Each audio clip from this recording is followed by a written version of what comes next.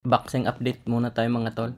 Mark Magsayo, panalo na naman sa katatapos lang na labang kagabi. Napakaganda ng panalo ni Mark Magsayo dito. Hindi man lang nakaporma si Mercado sa kanya at parang hindi man lang siya pinagpawisan nang dahil nga round 1 pa lamang ay pinabagsak niya na ito. At nung binagyan niya ito ng malakas na suntok sa tagiliran, hindi na nakatiis ito at bumagsak na. Ayun nga, pagkatapos nitong bumagsak, naka-recover pa ito at lumaban pa. Isang bigay uli ni Magsayo ay bagsak uli. At pagkatapos nitong bumagsak, naka-save pa ito sa bell. Ayun, save the bell. Yan ang nangyari kay Mercado.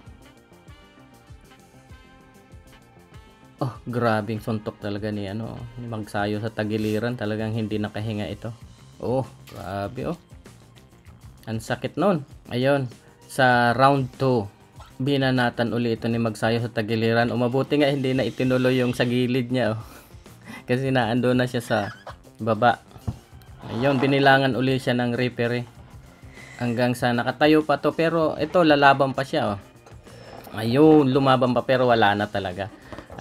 Ang sa tingin ko dito hindi na makahinga. Ayun, binanatan na ni Magsayo ng isang back tumbling oh. Hindi na ito makahinga kaya hindi na nga siya tinamaan ng suntok ni Magsayo, pero talagang umupo na lang siya dahil sa sakit nun sa tagiliran. Napakasakit ng tama na yun oh. So grabe talaga tong ginawa ni Magsayo dito. Napaka-agresibo talaga ng panalo na ito.